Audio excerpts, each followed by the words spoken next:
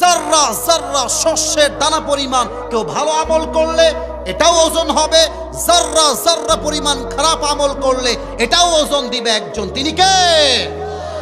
এবার একটা পরীক্ষা নিব সবাইকে আমি। বলেন তো কিয়ামতের দিন জান্নাতে যাওয়ার জন্য আমলনামা 100তে কত হলে আপনি পাস হবেন? 51 একজন বান্দার আমলনামাকে ওজন দেওয়া হবে। এদিকে দেখেন, ওজন দেওয়া হয়েছে তো দেখছে যে এটাও 50, এটাও 50, এটাও 50, এটাও 50। জান্নাতে যাওয়ার জন্য আমল লাগে আর কয়টা? আরে यार बात तो करो मुझसे, কথা বলেন সবাই, কয়টা? একটা। তো সে বলবে নো টেনশন, আর একটা আমল, আমার বাপ তো এখানেই আছে। হাসবেন না, এটা হাসির কথা না, এটা বড় ডেঞ্জারাস কথা। আব্বা আব্বা একটা আমল হলে আমি জান্নাতি হয়ে যাব, আব্বা একটা আমল দেন তো, আমি একটা আমল উঠে গেলে I will enter in the paradise, just give me on this, একটা আমল দেন। আব্বা বলবে তুমি কে? একদম হাসবেন না, এটা মোটেও হাসির কথা না। আব্বা বলবে এই তুই কে? তুই কই থেকে আসছিস এইখানে? যা, বের হয়ে যা, দুনিয়ায় তো আমার কোনো সন্তানই ছিল না, বের হয়ে যা। যুবকটা অবাক হয়ে যাবে, আব্বা আমাকে চিনলো না? আচ্ছা ঠিক আছে, আমার মা আমাকে চিনবে, মা চিনবে, মায়ের কাছে আসবে। আম্মা, ও আম্মা, একটা আমল দরকার, একটা আমল হলেই আমি জান্নাতি হয়ে যাব, একটা আমল। মা বলবে তুমি কে? মান আনতা, তুমি কে? কই থেকে আসছো? কিসের মা? দুনিয়ায় তোমার কোনো সন্তান ছিল না, বের হয়ে যাও এখান থেকে, দূর হয়ে যাও। চোখটা চোখ দিয়ে গল গল করে পানি বের হয়ে যাবে। বউ দিবে না, ভাই দিবে না, সন্তান কেউ দিবে না। সে হতাশ হয়ে যাবে, চোখের পানি ছেড়ে চুপ করে এভাবে কান্না করবে। হঠাৎ করে একজন যুবক আসবে, এসে বলছে যে ভাই তোমার কি হয়েছে, এত টেনশন কেন, কি হয়েছে? বলছে আরে ভাই আপনি জানতো, আপনার দ্বারা কাজ হবে না, আপনি যান। বলছে আরে ভাই বলেন না কি হয়েছে, আমি তো আপনার হেল্প করতেও পারি। বলছে আরে না, আব্বা আম্মাই আমাকে চেনে না, আপনি কোথাকার কে রে ভাই? বলছে ভাই বলেন না, সমস্যা কি? বলছে ভাই আসলে আমার জান্নাতে যাওয়ার জন্য জাস্ট একটা আমল লাগবে, একটা আমল হলেই আমি জান্নাতে, কিন্তু আমাকে কেউ দেয় না। তো ওই যুবক ভাই বলবে যে ভাই ঠিক আছে, একটা আমল লাগবে, তো ওই একটা আমল আজকে আমি আপনাকে দান করব। জোরে পড়লেন না সবাই মিলে সুবহানাল্লাহ? ওই যুবকের চোখ তো কপালে, আরে কি কয়, डजंट मेक एनी सेंस, तुम्हारा दिमाग तो ठीक है मेरे दोस्त, एक अमल मेरे बाप ने नहीं दिया, माँ ने नहीं दिया, मेरे बेटे ने नहीं दिया, किसी ने नहीं दिया, तुम कौन होते हो एक अमल देने वाला? তুমি কে ভাই? বলে ভাই আপনি কি নিবেন নাকি নিবেন না? বলছে দেন। আমলটা নিয়ে সোজা রবের কাছে দৌড় দিবে, আল্লাহ একটা আমল পেয়ে গেছি, আমাকে জান্নাত দাও। আল্লাহ বলবে এই কি রে, আল্লাহ কি সব জানে না? আমি বলছি না আল্লাহ কি সব জানে না? আল্লাহ বলবে এই বান্দা কি খবর, তোর বাপ দেয়নি, মা দেয়নি, তোর আপন পেটের ভাই দেয় নাই, সন্তান দেয় নাই, তোর কলিজার টুকরা বউ তোকে একটা আমল দেয় নাই, তোকে একটা আমল কে দিল? ওই যুবক ডাক দিয়ে বলবে হাদা আখি, এই হচ্ছে আমার সেই ভাই, যেই ভাই আমাকে একটা আমল দান করেছে। আল্লাহ বলবে এই কিরে তুই একটা আমল কেন দিলি? বলবে যে আল্লাহ আমার কাছে আছেই মাত্র একটা, আমি ওটা দিলেও জাহান্নামী, আমি না দিলেও জাহান্নামী, তো আমি ভাবলাম যে আমি আর এই একটা আমল দিয়ে কি করব, যদি একটা আমল দিয়ে আমার ভাইয়ের কোনো উপকার হয় হোক না, আমি আল্লাহ দান করে দিয়েছি আমার ভাইকে। আল্লাহ ও আচ্ছা, তুমি আমার চাইতে বেশি দয়াময় হতে চাও, তুমি আমার চাইতে বেশি মায়াময় হতে চাও? নো নো, অসম্ভব। আনার রহমান, আনার রহিম, I am the most merciful, I am the most gracious, I am the most kindful Lord. আমার মতো দয়াময় মায়াময় প্রভু আর কেউ হতে পারে না। তুমি আজকে একটা আমল দান করেছো না, এই তুই একা জান্নাতে যাবি না, তোর ভাই তোকে যে একটা আমল দিয়েছে তুইও যা, ওকেও নিয়ে দুইজন মিলে একসঙ্গে জান্নাতে প্রবেশ কর। আল্লাহু আকবার। আমি সব মুরব্বীকে ভালোবাসি, কলিজার টুকরা আমার মুরব্বী আব্বা জানরা, তারা আমাদের আদর্শের জায়গা। আমি দেখেছি ওই চায়ের দোকানে বসে এক পায়ে আর এক পা তুলে মুরব্বী আব্বা যান, আর 70 বছর বয়স, আল্লাহু আকবার। হাসি না গো, এটা হাসির কথা না, এটা একদম হাসির কথা না। দাড়ি পেকে গেছে, সাদা হয়ে গেছে, তাও বিড়ি টানে, তার মানে এটা বোঝা যায় তার পুরো যৌবনটাই নষ্ট হয়েছে, তার জীবনটাই নষ্ট হয়ে গিয়েছে। যুবক মা আর যখন মুরব্বীরা ওই চায়ের দোকানে টানে, যুবক বলে মাশাআল্লাহ, মুরব্বী টানলে আমি কেন টানতে পারবো না? সেও ধুমসে টানে। তা আমার মনে হয় যদি মুরব্বীরা ঠিকঠাক হয়ে যায়, এই দেশের আজ 80% যুবক ঠিকঠাক হয়ে যাবে, ঠিক কিনা বলেন? মুরব্বী আব্বা যান, মোড়ের উপরে দাঁড়িয়ে বিড়ি টানবেন না please. Try to understand. Allah আমাদের মুরব্বীদেরকে বোঝার তৌফিক দান করো। এই যুবকরা খুবই চিপটা, নিজের বেলা আমিন কয়, পরের বেলা আমিন কয় না। বলেন সবাই আমিন। 2 নম্বর কথা, মুরব্বী আব্বা যান যারা বাবারা আছেন, সময় থাকতে ছেলেকে বিয়ে দিয়ে দেন, আর দেরি কইরেন না। আর কত খালি বলে নিজের পায়ে দাঁড়া, ইনকাম কর, ব্যবসা কর, জব কর। গাজীপুরের মেঘডুবির ভাইয়েরা, আমার কথা হচ্ছে স্পষ্ট, এই প্রতিষ্ঠিত হতে হতে যুবকদের অর্ধেক যৌবনের চাকা ক্ষয় ক্ষয় হয়ে যায়। আমার মনে হয় প্রত্যেকটা বাবা যদি বলে যে বাবা তুই বিয়ে কর, তোর যা লাগে মোহর সময় আমি বাপ তোকে দিব, এদেশে 80% বিয়ের সংখ্যা বাড়বে, হারামের সংখ্যা কমে যাবে। যুবক ভাইরা, আল্লাহ আব্বাদেরকে বোঝার তৌফিক দান করো। আব্বা বোঝে না রে, একদম বোঝে না। ছেলের যে বয়স হচ্ছে বুঝতে চায় না। আসলে আমার বাবাদেরকে আমি দিল থেকে বলছি, আব্বা যান, আপনি যদি আপনার ছেলেকে রাইট টাইমে বিয়ে না দেন, আমি একটু কাট টু কাট কথা বলতে পছন্দ করি, আপনার ছেলে ওই সাভারের পার্কে গিয়ে প্রেম করবে, গাজীপুরের পার্কে গিয়ে প্রেম করবে, রমনায় গিয়ে প্রেম করবে, যত ঘাটে পানি খাবে, প্রত্যেকটার দায়ভার কিয়ামতে আপনাকে বহন করতে হবে। আব্বা যান, কিয়ামতে আমলনামা নষ্ট করতে চাইলে নিজের ছেলেকে রাইট টাইমে বিয়ে দেন। আব্বাদেরকে বোঝার তৌফিক দান করো। বাপের কথা কি বলবো, এই সব ভেজাল হচ্ছে মেয়েদের ভেতরে। হ্যাঁ, এরা বিয়ের সময় চরিত্রবান দেখবেই না, টাকা যেখানে টাকলা হলেও বিয়ে করে ফেলে। কামাল কি বাত है यार, अजीब बात है। আর এর মূল কারণ কি, মেয়েরা ভাবে যে স্বামীর কাছে টাকা থাকলেই অনেক সুখ। বাট আপনি ঢাকা শহরের দিকে তাকান, ঢাকা শহরে সবচেয়ে ডিভোর্সের সংখ্যা বেশি। তো আপনি বলবেন হুজুর আপনি কথা কেন বললেন ওয়াজের মাঝখানে? আরে ভাই, যে মেয়ের বিয়ে হয়েছে তার স্বামী কি ফকিন্নি নাকি রে? ফকিন্নি না, অনেক বড় লোক। চরিত্র খারাপ, চরিত্র খারাপ। টাকা হতে পারে কোটি টাকা, গুলশানের ফ্ল্যাট থাকতে পারে, উত্তরার রূপায়ণ স্মৃতিতে ফ্ল্যাট থাকতে পারে, বসুন্ধরায় ফ্ল্যাট থাকতে পারে, বাট যেই ছেলের চরিত্র খারাপ তাকে বিয়ে করলে মেয়ে জীবনে সুখের সন্ধান খুঁজে পাবে না। আল্লাহ মেয়েদেরকে বোঝার তৌফিক দান করুন, সকলে প্রণামে। 2 নম্বর কথা বলতে চাই আমি আমার কলিজার টুকরা যুবক ভাইদের কিনে। যুবক ভাইয়ের একটা কাশি দাও, লিল্লাহি তাকবীর। আচ্ছা, তোমরা এখন আর হাসবা না, আমি যা বলি একটু সিরিয়াস মুডে শোনো। এই কথাগুলো শেষ হলে আমি আমার কোরআন থেকে যে বিষয়টা হাইলাইট করতে চাই সেই বিষয়ের দিকে যাব। আচ্ছা, আমার বয়স আপনাদের কত মনে হয় আমাকে দেখলে? হ্যাঁ, 35 কে কয়? 35 না রে বাবা, ওটা অনেক বেশি, 30-এর নিচে। না না না না, আমি আরে বাবা থামে না, আমি বলে 30-এর নিচে 25-এর উপরে, আমি এক্সাক্ট বয়স বলবো না। আচ্ছা আমি বলি, আমাদের এই যে 25 বছর, 27 বছর বা 28 বছর বয়স, এখানে যারা আছেন, কেউ 18, কেউ 19, কেউ 20, কেউ 21, কেউ 22, মাথায় রাখবা এই বয়সটা কিন্তু আবেগের বয়স। এই জীবনে যে তার যৌবনকে ঠিক রাখবে, চরিত্রকে ঠিক রাখবে, ক্যারিয়ার ঠিক রাখবে, তার ভবিষ্যৎটা উজ্জ্বল হয়ে যাবে। আর এখন যারা প্রেম খেয়ে, ছ্যাঁকা খেয়ে বেকা হয়ে যাবা, তাদের ভবিষ্যৎটা অন্ধকার হয়ে যাবে, ঠিক কিনা বলো? আর তোমরা যারা বাপের কাছে এখনো হাত পাতো, তোমাদের লজ্জা হওয়া দরকার। বয়স 22-23, বাপের কাছে কেন হাত পাততে যাবা? তুমি এমন ইনকাম শিখবা, তুমি তোমার বাপকে নিজেই টাকা দিবা। যুবক ভাই, ঠিক কিনা বলো?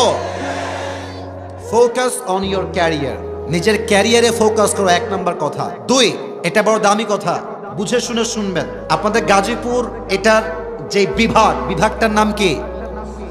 এটা তো জেলা। বিভাগের নাম কি? ঢাকা। ঢাকা হচ্ছে আমাদের বাংলাদেশের রাজধানী। দেখেন প্রিয় ভাই, গাজীপুর একটা বাণিজ্যিক এরিয়া, ব্যবসার জন্য পারফেক্ট প্লেস। গাজীপুরে সবচেয়ে গার্মেন্টস বেশি, কাজের লোক বেশি, ব্যবসা বেশি। আমাদের একজন নেতা ছিলেন, আমরা বলতাম যে কাউয়া কাদের। নাম শুনছেন না আপনারা সবাই? সে কোথায়? বিদেশে। আহা, তারা কেমনে কথা বলতো! আমার মনে হয় যে এই দেশকে নেতৃত্ব দেওয়ার যোগ্যতা একমাত্র ইসলামী দল না রাখে। যুবক ভাইরা আমার, এদের যোগ্যতা নাই। এরা ওই যে মেট্রো রেল যখন ভেঙে গেল, আমাদের মাননীয় প্রধানমন্ত্রী কনফার্ম জান্নাতি, কি নাম, শেখ হাসিনা, আচ্ছা, উনি বললেন যে মেট্রো রেল ঠিক করতে 300 কোটি টাকা লাগবে। আর বাঙালিও বোকা, বলছে 300 কোটি টাকার লস না, ছাত্ররা কাজটা মোটেও ঠিক করে নাই। আমরা এখন দেখলাম 300 কোটি আর ইয়ে তো বহুত দূর কি বাত, 20 কোটিতেই ঠিক হয়ে গেছে। জাস্ট ট্রাই টু ইমাজিন, একটু ভাবেন যে এইরকম কত হাজার হাজার কোটি টাকা দেশের মাটির থেকে বিদেশের মাটিতে পাচার হয়ে গিয়েছে। যুবক ভাই, আমার এখনো মনে আছে শেখ হাসিনার পতনের আগে চরমোনায়ের পীর সাহেব উনি মাইক নিয়ে বলেছিলেন সাংবাদিকদের সামনে যে এর উপরে গজব পড়বে, অচিরে আমরা অপেক্ষায় আছি। এটাই বাস্তবে রূপ নিয়েছে। কত জুলুম করবেন আপনি? কত মায়ের বুক খালি করেছেন, কত সন্তানকে এতিম করেছেন, কত মেয়েকে বিধবা বানিয়ে দিয়েছেন। যুবক ভাইরা আমার, তো তোমাদেরকে যেটা বলবো সেটা হচ্ছে খুব ভালো করে বোঝো। তোমার যদি মনে হয় যে তোমার এই দেশে ক্যারিয়ার ভালো করে গড়বে না, তুমি আমেরিকা যাও, অস্ট্রেলিয়া যাও, জাপান যাও, ইটালি যাও, দুবাই যাও, নট এ বিগ ডিল। আর যদি মনে হয় যে আমি আমার দেশের জন্য কাজ করব, যেখানে তোমার সবচেয়ে কাজের পারফেক্ট প্লেস হয় সেখানে যাও। কেন বললাম? জীবনে ভালো কিছু করতে হলে হিজরত করতে হয়, সফর করতে হয়। জাস্ট গ্রামে পড়ে থাকলে কিন্তু দাম বেড়ে যায় না, ঠিক কিনা বলেন? আচ্ছা মনে করেন পানির বোতল আছে না ভাই, দেন তো এটা কিসের বোতল? আমি কিন্তু শেষের দিকে কথা, ভূমিকার একটু পরে ওয়াজ শুরু হবে। এটার নাম কি? পানির বোতল একটা। আচ্ছা দেখেন তো,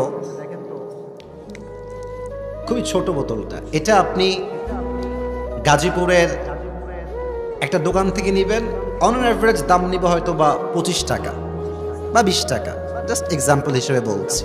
আবার ঠিক এই একই হোটেল বা একই পানির বোতল আপনি নেবেন ঢাকা শহরের 7 স্টার হোটেল থেকে অথবা 5 স্টার হোটেল থেকে, দেখবেন এটার দাম বেড়ে গেছে 50 টাকা। হ্যাঁ, আবার এই একই বোতল আপনি এয়ারপোর্টে যাবেন, দেখবেন এটার দাম হয়ে গেছে 60 টাকা, 70 টাকা। কিন্তু পানিও এক, বোতলও এক, জাস্ট জায়গা পরিবর্তন হওয়ার জন্য দাম বেড়ে গেছে, দাম কমে গেছে। এটা দোকানে এক দাম, 5 স্টার একরকম দাম, এয়ারপোর্টে আর একরকম দাম। যেখানে যাবেন দাম আপ ডাউন হবে, বাট বোতলও এক, কোম্পানিও এক, পানিও এক। তা আপনার যদি মূল্য আপনার এলাকায় না থাকে, এর মানে যে আপনি মূল্যহীন, ব্যাপারটা এরকম নয়। আপনি আপনার জায়গা পরিবর্তন করেন, অবস্থান পরিবর্তন করেন, আপনার সম্মান আল্লাহ আকাশচুম্বী করে দিবে, ঠিক কিনা বলেন? আল্লাহ যুবকদেরকে ক্যারিয়ারে ফোকাস করার তৌফিক দান করুক। সকলেই দিল খুলে পড়না আমিন। আর আমি আমার জীবনের একটা শেষ অভিজ্ঞতা বলবো এখন, বলে আমি আমার ওয়াজের দিকে ফিরে যাব। শেষ অভিজ্ঞতা বলছি, আমাকে মাফ করবেন, এই কথাটা বলতে আমার 2 মিনিট সময় লাগবে, শুনবেন? এটা আমার ভূমিকার শেষ কথা, শুনবেন আপনারা সবাই? তাকবীর দেন, লিল্লাহি তাকবীর। আমার মুরব্বী আব্বাজানরা আমার কথায় আপনারা একমত হবেন, কারণ আপনাদের বয়স অনেক বেশি, আপনারা আরো ভালো বুঝবেন আমার চাইতে।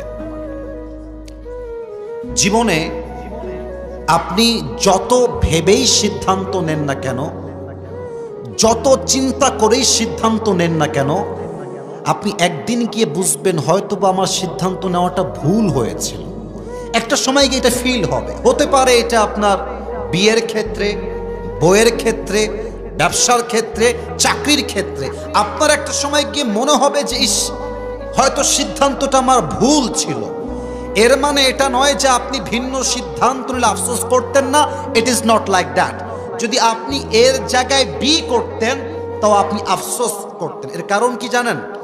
মানুষের স্বভাব কিংবা চরিত্র হচ্ছে এরকম, মানুষ যা আছে, আই রিপিট এগেন, আমি আবার বলছি, মানুষের যা আছে মানুষ তা দেখতে চায় না।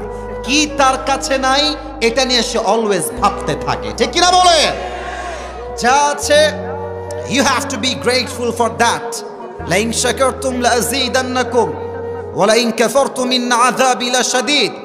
If you are grateful, I will increase your ni'mah, mercy, blessing and bounties, whatever you have in this worldly life. আল্লাহ তাআলা বলছেন, যে বান্দা শুকরগুজার হবে তার যা আছে আমি আল্লাহ তার চাইতে 1000 গুণ বেশি বাড়ায় দান করব। সুবহানাল্লাহ। আপনার একটা সময় কি আফসোস হবে যে আমি সিদ্ধান্ত কেন নিলাম? তো অনেকে আফসোস করছেন যে কেন সায়েন্স নেই নাই, কেন আর্ট নিলাম, কেন ব্যবসা আগে শুরু করলাম না, কেন আমি এই মেয়েকে বিয়ে করলাম, কেন আমি এই বউকে সিলেক্ট করলাম আমার বউ হিসেবে, আমি তো ভুল করেছি। এই সব পরিস্থিতিতে একটা কথা মাথায় রাখবেন, ব্রেইন হ্যাজ টু বি কুল। একদম ঠান্ডা রাখবেন, অস্থির হবেন না। অস্থির হলেই আপনি জীবন যুদ্ধে হেরে যাবেন। ওয়ামাই ইয়াতাওয়াক্কাল আলাল্লাহি ফাহুয়া হাসবু। যেই বান্দা তার জীবনের সমস্ত কষ্টে, দুঃখে, হতাশায় আল্লাহর উপরে ভরসা করে, আল্লাহ বলছে আমি আল্লাহ তার জন্য একাই যথেষ্ট হয়ে যাই। সুবহানাল্লাহ। সেদিন আমি একজন বড় ব্যক্তিত্ব পাকিস্তানের, তার একটা বক্তব্য শুনছিলাম, নাম হচ্ছে ইমরান খান। নাম শুনছেন না? আরে ইমরান খান নাম তো সবাই শুনেছি আমরা। আগে ছিলেন ক্রিকেটার, পরে হয়েছেন প্রাইম মিনিস্টার। আপনি বোঝেন তার শক্তি কত বেশি, তার স্বপ্ন কত বড়। উনি একটা কথা বলেন যে अगर जिंदगी को समझना चाहते हो तो पीछे देखो, अगर जिंदगी को समझना चाहते हो तो पीछे देखो, और अगर जिंदगी को जीना चाहते हो तो आगे देखो। কত সুন্দর কথা। যে জীবন বুঝতে চান অতীত দেখেন যে অতীত আপনি কি ভুল করে আসছেন, আর যদি আপনি জীবনটাকে এনজয় করতে চান পেছনের দিকে নয় সামনের দিকে এগিয়ে যাওয়া লাগবে, ঠিক কিনা বলেন? আর একটা ছোট্ট কথা বলেই শেষ করছি, ইমরান খান থেকে নেওয়ার কথা এটা। উনি বলেন कामयाब वो नहीं होता जो बहुत बड़ा एजुकेटेड पर्सन है, कामयाब वो नहीं होता जिसके पास बहुत सारा पैसा है, कामयाब वो नहीं होता जिसके पास बहुत बड़ा घर है, कामयाब वो इंसान होता है जिसके अंदर बहुत बड़ा सोच और बहुत बड़ा ख्वाब होता है। উনি বলেন যে যার কাছে টাকা অনেক বেশি, মেধা অনেক ভালো, বাড়ি অনেক বড়, সে সফল নয়। যার চিন্তা বড়, যার স্বপ্ন বড়, সেই তো আসলে বড় মানুষ, ঠিক কিনা বলে? অতএব সফলতার মানদণ্ড এটা নয় যে তুমি তোমার ভালো সময়কে কেমনে পার করছো। সফলতার মানদণ্ড হচ্ছে তুমি তোমার খারাপ সময়কে কেমনে হ্যান্ডেল করছো। যে তার খারাপ অবস্থা আল্লাহর উপরে ভরসা করে, তার সফলতা রুখে দেওয়ার সাধ্য কারো নাই, ঠিক কিনা বলেন? আল্লাহ বোঝার তৌফিক দান করুন, সকলে পড়া আমিন। আজ এই গাজীপুরের মেঘডুবির জমিনে আমরা কোরআন থেকে হাদিস থেকে যে বিষয়ে ওয়াজ শুনবো, the topic is life of hair after, পরকালের জীবন। এখন তো আমরা দুনিয়ার জীবনে আছি, বাট আলোচনার মূল বিষয়বস্তু কি দুনিয়ার জীবন না পরকালের জীবন? পরকালের জীবন। আমি কিছু ইমানি প্রশ্ন করছি, উত্তর দিবেন সবাই মিলে। পরকালের জীবন যে আছে, যেতে যে একদিন হবেই, লাশ আমি যে একদিন হবই হব, এ বিশ্বাস আমাদের সবার আছে না নাই? আমি যেই মাটিতে বসে আছি, কালকে যেই মাটিতে আমার কবর হতে পারে, এ বিশ্বাস আমাদের সবার আছে না নাই? নাম্বার 1 প্রশ্ন। দ্বিতীয় প্রশ্ন, বুঝে শুনে উত্তর করবেন, না জানলে বলবেন না। আপনার চিন্তায় আপনি কি ভাবেন? From your perspective, from your personal point of view, what do you think about it? দুনিয়ার জীবনটা কি বেশি উত্তম না আখিরাতের জীবন বেশি উত্তম? আবার বলেন, দুনিয়ার জীবন না আখিরাতের জীবন? ওয়ালাল আখিরাতু খায়রুল লাকা মিনাল উলা। The life of hereafter is much more better than this worldly life. আল্লাহ তাআলা বলছেন এই দুনিয়ার জীবনটাকে আমি আল্লাহ তাআলা আখিরাতের জীবনের চাইতে হাজার গুণ অনুত্তম বানিয়েছি, এবং আখিরাতের জীবনকে দুনিয়ার জীবনের চাইতে হাজার গুণ বেশি উত্তম করে বানিয়েছি। সুবহানাল্লাহ। তৃতীয় প্রশ্ন বুঝে উত্তর দিবেন, দুনিয়ার জীবন কি বেশি লম্বা না আখিরাতের জীবন বেশি লম্বা? আচ্ছা, মাশাআল্লাহ। আমার আব্বাজান, আপনি এখানে আছেন, আপনাদের বয়স তো 50-60 হবে। এখানে 70 বয়সের মুরব্বী আব্বাজান, ওদিকে 80 বছরের অনেকে আছেন, 70 অ্যাটলিস্ট হবে। একটা আয়াত বলছি, আয়াতের অর্থ বোঝেন কত লম্বা। How much long time it is, কতটা লম্বা হবে পরকালের জীবন। আল্লাহ তাআলা বলছেন, কান্নাহুম ইয়াওমা ইয়ারাউনাহা লাম ইয়ালবাসু ইল্লা আশিয়াতান আও দুহাহা।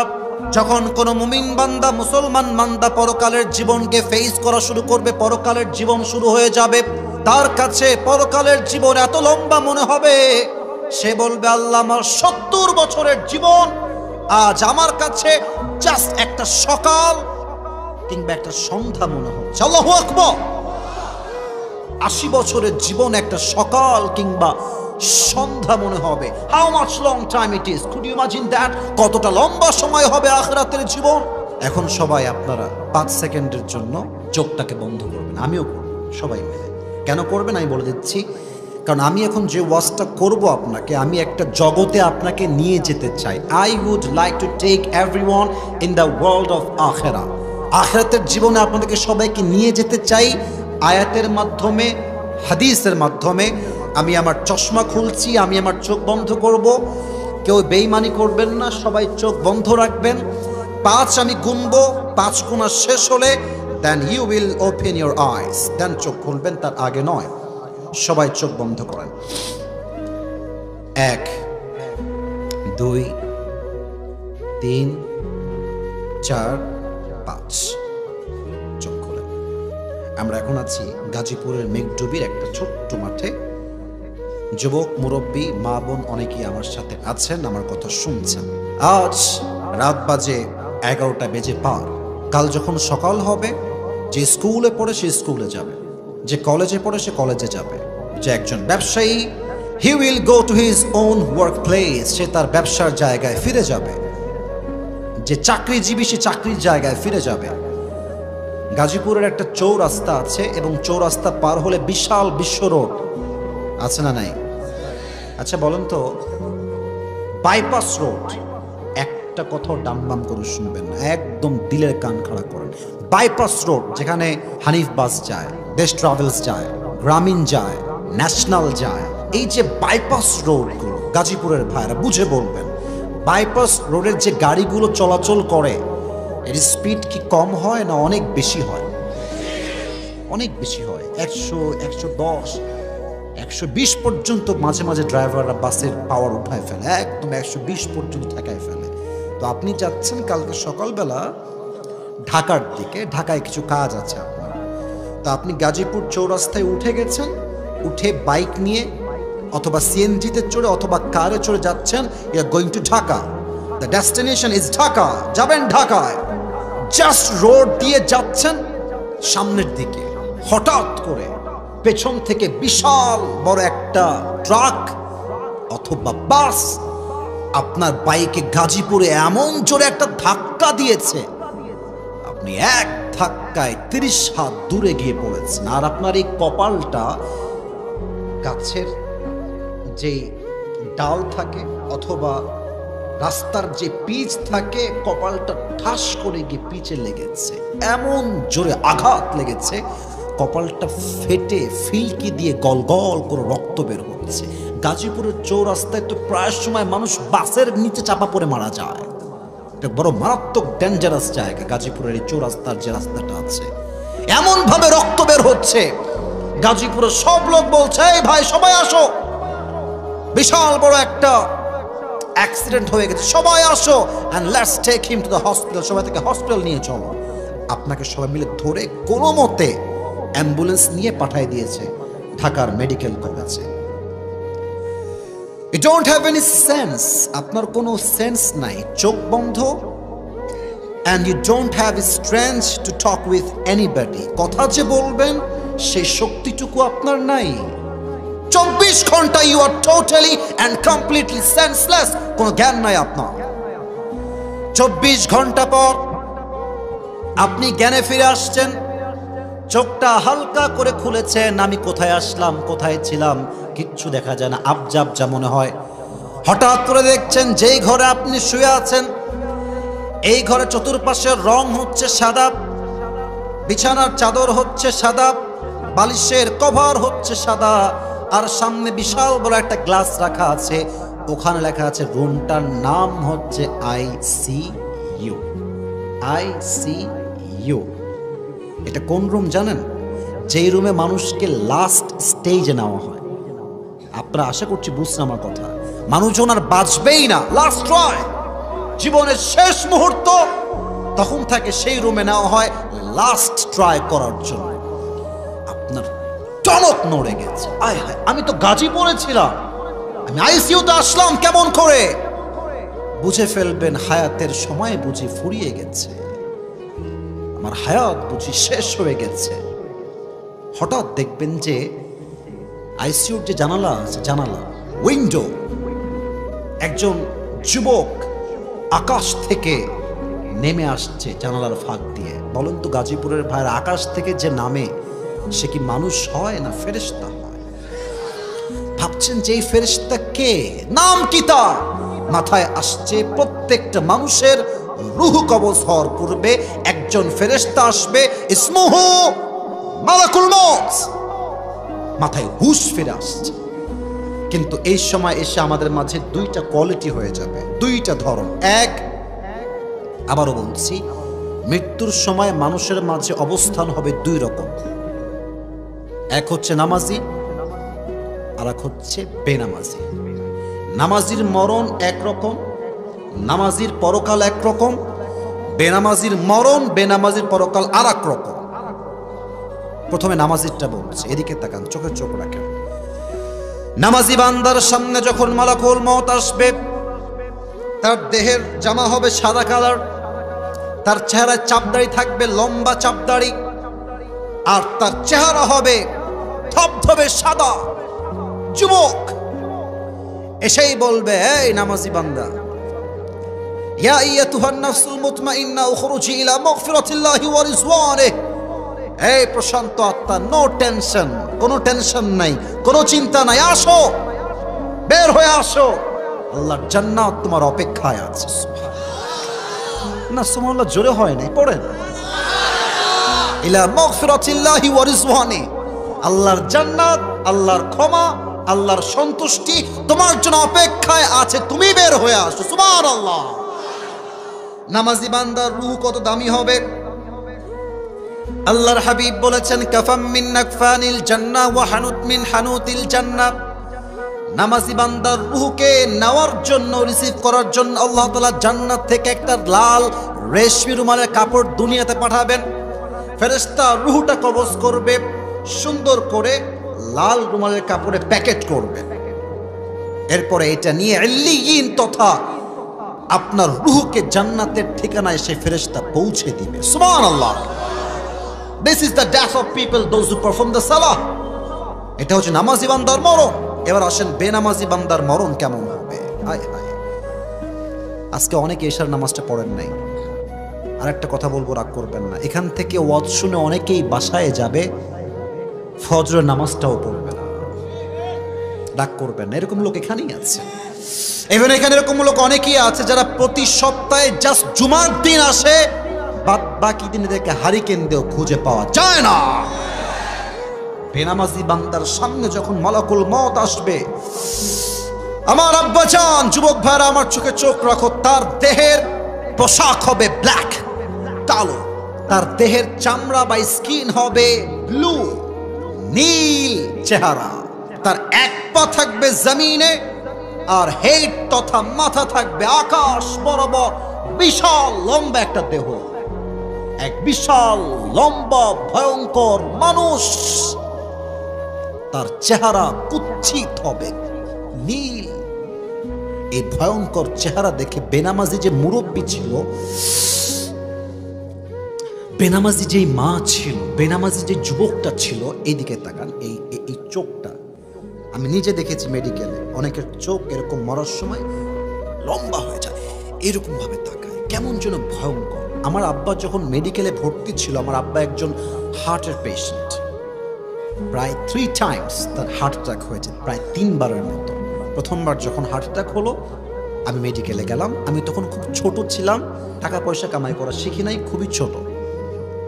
হাফেজ হয়েছি, কিতাবখানায় ভর্তি হয়েছি, মেবি আমি মিজানে পড়ি, অনেক অল্প বয়সের কথা বলছি। তো আমি যখন আব্বুর কাছে গেলাম, দেখলাম বাবা শুয়ে আছে, বাবার পাশে একজন মুরব্বী আছে। He is not sick person, দেখে মনে হবে তাগড়া। কি কথা, ওর মেয়েরা কান্না করছে, বাবার পাশে বসে কান্না করছে যে আব্বা মাফ করে দিও, আব্বা তোমার কিছু হবে না, আব্বা তুমি আমাকে মাফ করে দাও আব্বা, এভাবে বলছে। ওর আব্বা বলছে চুপ, আমার কিছু হয়নি, ধর আমি ঠিক আছি, আমার কিছু হয় নাই।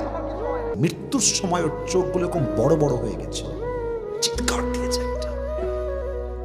যখন বেনামাজির সামনে মালাকুল মউত আসে, তার চেহারা রং পরিবর্তন হয়ে যায়, নীল হয়ে যায়, কখনো লাল হয়ে যায়, চোখগুলো উপরের দিকে উঠে যায়, তার দেহের প্রত্যেকটা অঙ্গ প্রত্যঙ্গ থরথর থরথর থরথর করে কাঁপে। বেনামাজি বান্দা মালাকুল মউতকে দেখার সঙ্গে সঙ্গে তার রূহটা বের হতে চায় না। একবার ডান দিকে দৌড়ায়, একবার বাম দিকে, একবার সামনে আর একবার পেছনে, পালাপালি করে, ছোটাছুটি করে, ডানে বামে সামনে পেছনে। ঠিক সেই সময় মালাকুল মউত তার বাম হাতটা এমনে থাবা মারবে। I am showing that again, আমি আবার দেখাচ্ছি। মালাকুল মউত তার বাম হাতটা এমনে থাবা মারবে বেনামাজি রূহের দিকে। রূহটাকে ধরে এরকম ভাবে টেনে হিঁচড়ে বের করে নিয়ে আসবে। হাদিসে আসছে, বেনামাজির রূহ যখন এমনি টেনে বের করা হবে, একটা জীবিত ছাগলকে যাবেহ না করে তার চামড়া কেউ যদি টেনে হিঁচড়ে ছিঁড়ে ফেলে, ওই ছাগলটার যে পরিমাণ কষ্ট হয় তার চাইতে কমসে কম 70 গুণ বেশি কষ্ট দিয়ে বেনামাজির রূহকে কবজ করা হবে। সকলেই বলেন নাউজুবিল্লাহ। আমার তো নিজেরই দেহ কাঁপতেছে এখন। আমি নামাজ পড়ি আলহামদুলিল্লাহ, আমি ছোট্টবেলার থেকেই নামাজ পড়ি, তবুও বেনামাজির কথাগুলো শুনলে, হাদিসগুলো শুনলে আমার দেহে একটা কম্পন তৈরি হয়ে যায়। এই হাদিসগুলো শুনেও যদি কেউ নামাজ না পড়তে চায়, বুঝতে হবে ওর ঈমান দূর হয়ে গিয়েছে। যুবক ভাইরা, রূহ বের করা হবে, ব্যাস শুরু হয়ে গেল কবরের জীবন। একটা প্রশ্ন করতে চাই, কবরে প্রশ্ন হবে মোট কয়টা বলেন তো? 4টা। মাশাআল্লাহ, বাচ্চা মানুষ বলে ফেলেছে। ও হয়তো না বুঝেই বলেছে, বা যা বলেছে রাইট বলেছে। মূলত কবরের প্রশ্ন হবে 4টা। এদিকে তাকান, আমি বলছি, আপনারা বলবেন উত্তর কি হবে। প্রথম প্রশ্ন হবে মার রব্বুক, হু ইজ ইওর লর্ড? আমাদের রব কে? আল্লাহর নামটা তো আসতে বললেন গাজীপুরের ভাইরা। আমাদের রব কে? আল্লাহ আমার রব, আল্লাহ আমার রব। দমে দমে তনু মনে তারি অনুভব। সুবহানাল্লাহ পড়ুন সবাই। তোমার দুনিয়াতে আমি যেদিকে তাকাই, অথই নিয়ামতে ডুবে আছি সবাই। পাখপাখালির কণ্ঠে শুনি তাসবিহ কল রব, তাসবিহ কল রব। আল্লাহ আমার রব, দমে দমে তনু মনে তারি অনুভব। রবকে? Number 1 question. And the second question you will be asked about is Man Nabiyyu? Who is your prophet? Ata'rifu hadha ar-rajul? Do you know who is this person? তুমি কি জানো এই ব্যক্তির নাম কি? যাদের জীবনে সুন্নাহ ছিল, সে বলবে হাযা নাবিয়্যুনা মুহাম্মাদুর রাসূলুল্লাহ সাল্লাল্লাহু আলাইহি ওয়াসাল্লাম। তবে সবাই কিন্তু জবাব দিতে পারবে না, সবাই পারবে না। আচ্ছা, আমার চেহারাতে তাকান তো একবার, মিকডুবির ভাইয়েরা। আমি যেটা হাত দিয়ে ধরে আছি এটার নাম কি? হুজুর ভাইয়েরা আগেই বুঝে গেছে, দাড়ি। হুজুর ভাইয়েরা চুপ থাকবেন, যুবকরা তোমরা বলো যারা জেনারেল ব্যাকগ্রাউন্ড থেকে আসছো, আমাকে দাড়ি রেখে কি আনস্মার্ট লাগতেছে?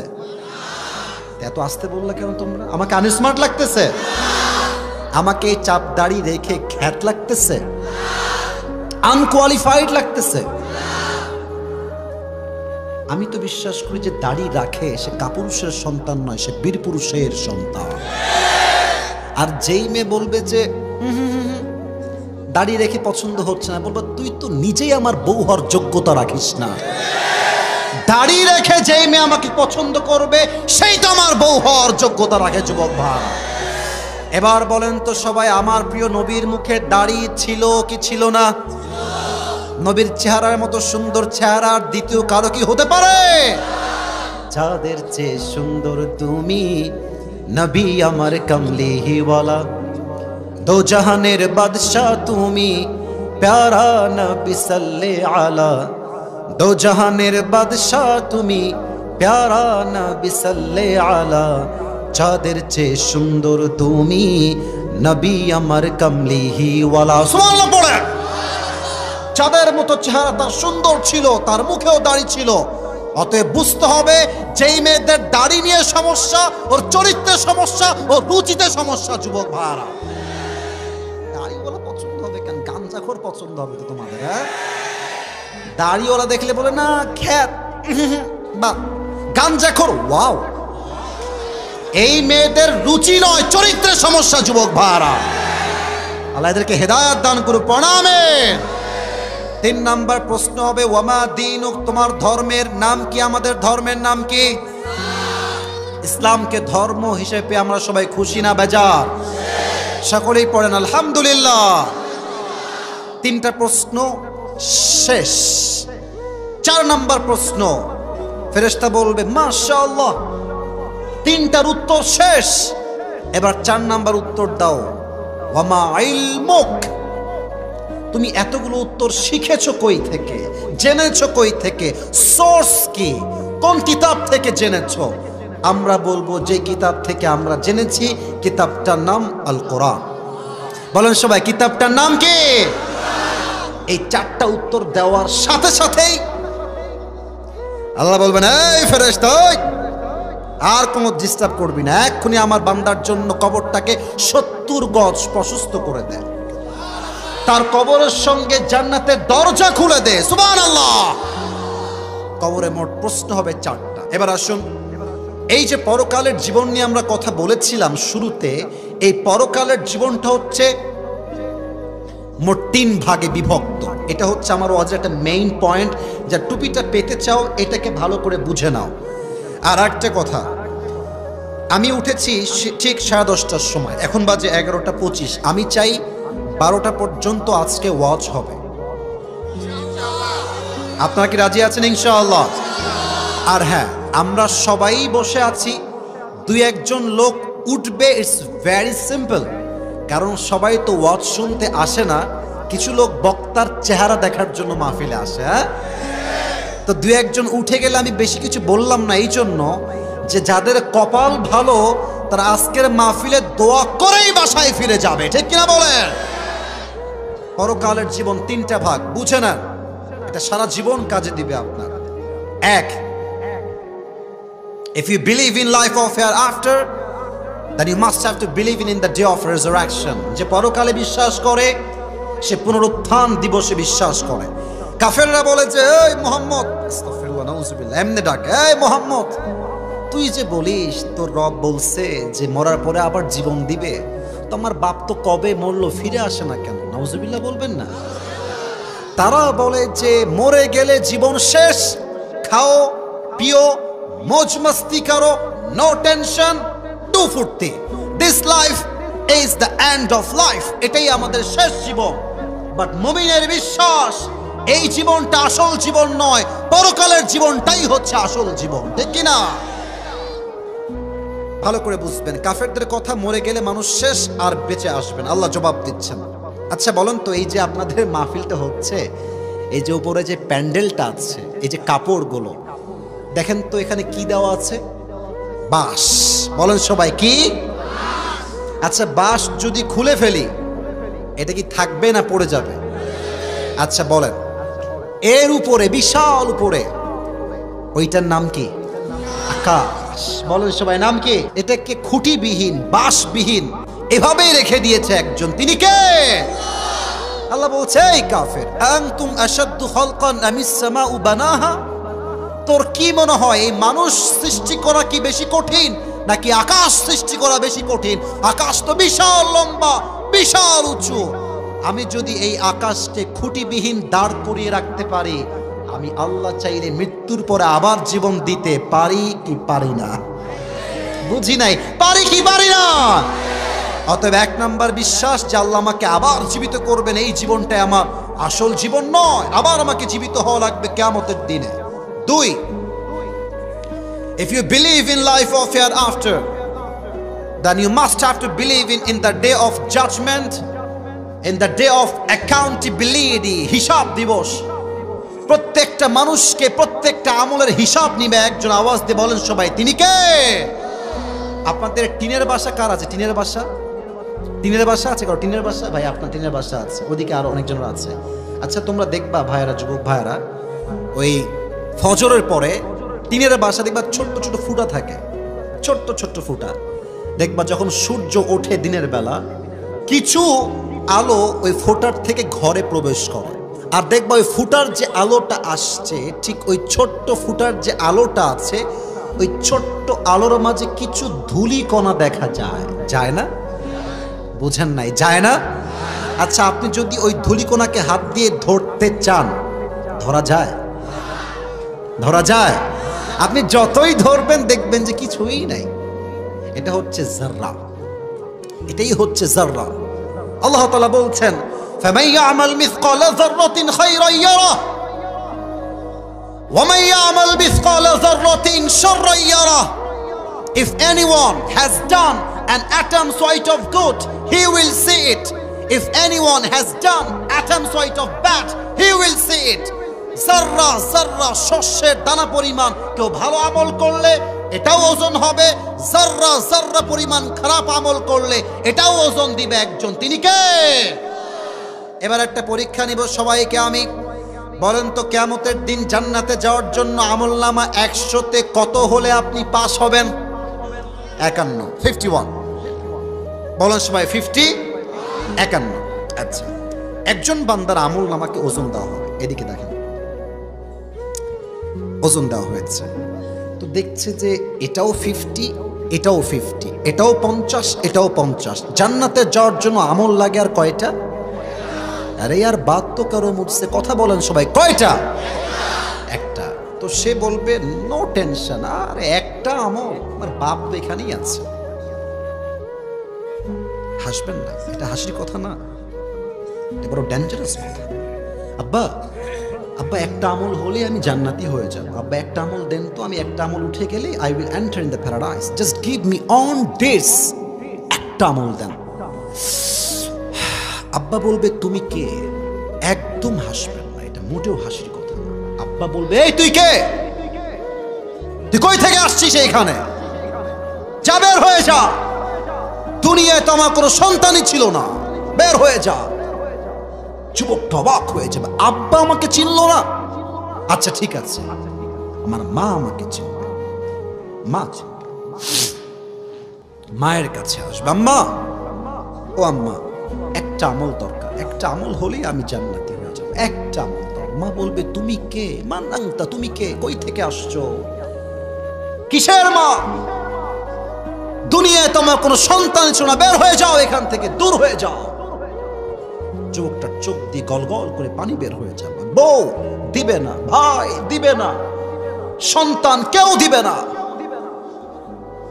সে হতাশ হয়ে যাবে, চোখের পানি ছেড়ে চুপ করে এভাবে কান্না করবে। হঠাৎ করে একজন যুবক আসবে, এসে বলছে যে ভাই তোমার কি হয়েছে, এত টেনশন কেন, কি হয়েছে? বলছে আরে ভাই আপনি জান তো, আপনার দ্বারা কাজ হবে না, আপনি যান। বলছে আরে ভাই বলেন না কি হয়েছে, আমি তো আপনার হেল্প করতেও পারি। বলছে আরে না, আব্বা আম্মাই আমাকে চেনে না, আপনি কোথাকার কে রে ভাই? বলছে ভাই বলেন না, সমস্যা কি? বলছে ভাই আসলে আমার জান্নাতে যাওয়ার জন্য জাস্ট একটা আমল লাগবে, একটা আমল হলেই আমি জান্নাতি, কিন্তু আমাকে কেউ দেয় নাই। তো ওই যুবক ভাই বলবে যে ভাই ঠিক আছে, একটা আমল লাগবে, তো ওই একটা আমল আজকে আমি আপনাকে দান করবো।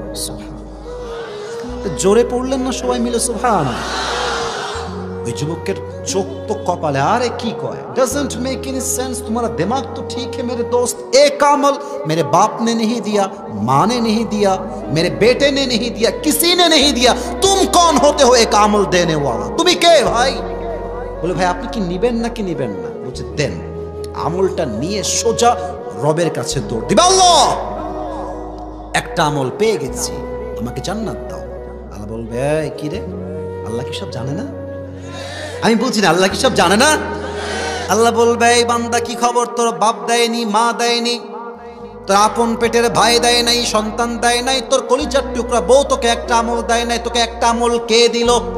ওই যুবক ডাক দিয়ে বলবে হাদা আখি, এই হচ্ছে আমার সেই ভাই, যেই ভাই আমাকে একটা আমল দান করেছে।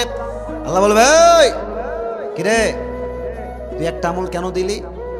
বলবে যে আল্লাহ আমার কাছে আছেই মাত্র একটা, আমি ওটা দিলেও জাহান্নামী, আমি না দিলেও জাহান্নামী। তো আমি ভাবলাম যে আমি আর এই একটা আমল দিয়ে কি করবো, যদি একটা আমল দিয়ে আমার ভাইয়ের কোনো উপকার হয় হোক না, আমি আল্লাহ দান করে দিয়েছি আমার ভাইকে। আল্লাহ ও আচ্ছা, তুমি আমার চাইতে বেশি দয়াময় হতে চাও,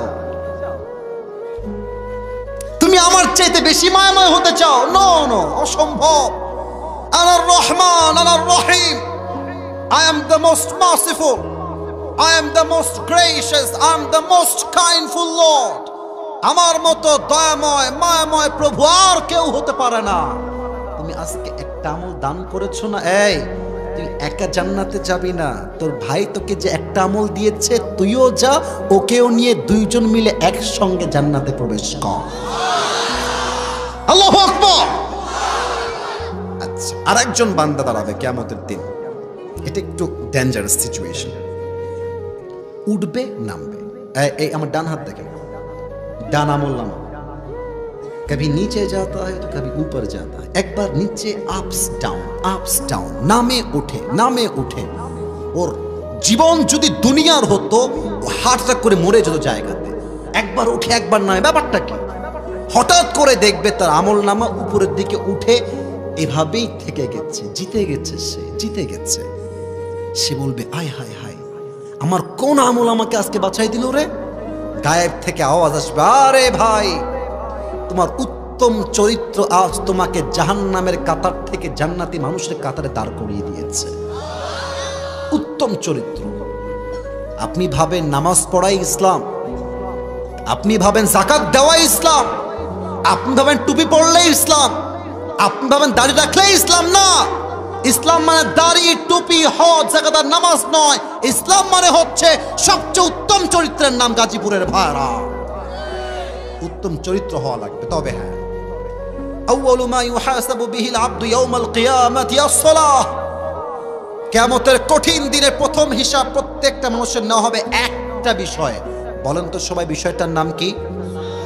জোরে বলেন সবাই, নাম কি? নামাজ, নামাজ, নামাজ। মিজানুর রহমান আজহারের একজন নানা ছিলেন, তার নাম হচ্ছে গোলাম সরওয়ার সাইদি হুজুর। আমার মতোই চশমা, আমার চাইতে দেখতে আরো স্মার্ট লাগে, বয়স বেশি, দেখতে আরো সুন্দর আমার চাইতে। দাড়িগুলো কি সুন্দর চাপ দাড়ি।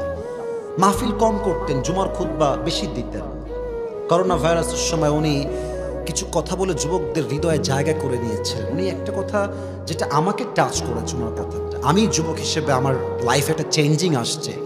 উনি খুব কান্নার সুরে বলতেন যে নামাজ নাই যার ঈমান নাই তার, নামাজ নাই যার মুসলিম হিসেবে পরিচয় দেওয়ার কোন অধিকার তার নাই। যুবক ভাইরা ঠিক কিনা বলো? ওমর ফারুক রাদিয়াল্লাহু তাআলা আনহুর কাছে এক যুবক আসছে। এই হাদিসটা মনোযোগ দিয়ে শুনবেন, এটাই আমার শেষ হাদিস এই চ্যাপ্টারে। এই কানটুপিওয়ালা বসেন, ওখানে দাঁড়ায় থেকে ওয়াজ শুনবেন, কেউ যাবে না। এদিকে তাকান। আমরা কি দোয়া করে যেতে চাই না বাসায় আজকে? কেউ ওঠেন না আপনার, এটা খুবই রিয়েলি অ্যামেজিংলি ওয়েল অ্যাপ্রিসিয়েটেড। আমি এটাকে খুব ভালোবাসি। সবাই একটা কাশি দেন, তাকবীর দেন, লিল্লাহি তাকবীর। ওমরকে এসে বলছে, ওমর আমি একজন গোলাম, আমি একজন দাস। আমার যেই মালিক আছে সে প্রত্যেক দিন আমার কাছে 6 দিরহাম করে চার্জ করে গোলাম হিসেবে। বাট আমার যে টাকা পয়সা আমার দ্বারা 6 দিরহাম চার্জ করা সম্ভব হয় না, দেওয়া সম্ভব হয় না। তুমি আমার মালিকের সঙ্গে কথা বলে একটু দিরহামটা কমায় দাও, 2 দিরহাম করে দাও। বলছে 2 দিরহাম করবো, ঠিক আছে যাও। বাট তুমি আসলে কি করো? তোমার what's the source of your business? তোমার ইনকামের মূল সোর্সটা কোথায়? তো সে বলছে আমি একজন ব্যবসায়ী, আমি প্রতিদিন খঞ্জর বানাই, চাকু। খঞ্জর কাকে বলে? আমার ডান হাত দেখেন, গাজীপুরের মেঘডুবির ভাইরা। এখানেও চাকু, এখানেও চাকু, মাকবাদাতুহু ফি ওয়াসাতিহ, হ্যান্ডেলটা হচ্ছে মাঝখানে, দেখা যায়? এটাও চাকু, এটাও চাকু, আর ধরার জায়গা হচ্ছে মাঝে। এমনি কোপ দিলে আপনার পুরো ভুঁড়ি এক চান্সে বের হয়ে যাবে, এতটা ধার খঞ্জরে। বলছে তাই নাকি, তুমি খঞ্জর মেক করো, ওয়াও, ইটস বিগ বিজনেস, অনেক বড় ব্যবসা। তো তোমার তো 6 দিরহাম নয়, at least you should be charged 10 দিরহাম, তোমার তো 10 দিরহাম চার্জ হওয়ার কথা। এই কথা শুনে এই আগুনের পূজারী বলছে, ও আচ্ছা, খেপে গেছে। ও অমর, সবাই যেহেতু মুসলমান তাই তুমি সবার বেলায় নরম, আর আমি যেহেতু কাফের তাই তুমি আমার বেলায় হয়েছে গরম, তাই না অমর? আজ তোমার একদিন কি আমার একদিন, হুমকি দিয়ে বের হয়ে গেছে। এবার সারা রাত মিলে অমরকে হত্যা করার জন্য বিশাল লম্বা একটা ছুরি সে নিজেই বানিয়েছে। বানিয়ে পেটের এই যে ডান দিকে একটা খাপ থাকে, খাপে খঞ্জরটা ঢুকিয়েছে। আচ্ছা, শীতকালে গাজীপুরের ভাইয়েরা আমরা কি মুড়ি দেই এমনি রাস্তাঘাটে? চাদর। বলেন সবাই, কি মুড়ি দেই? চাদর। আচ্ছা দেখেন,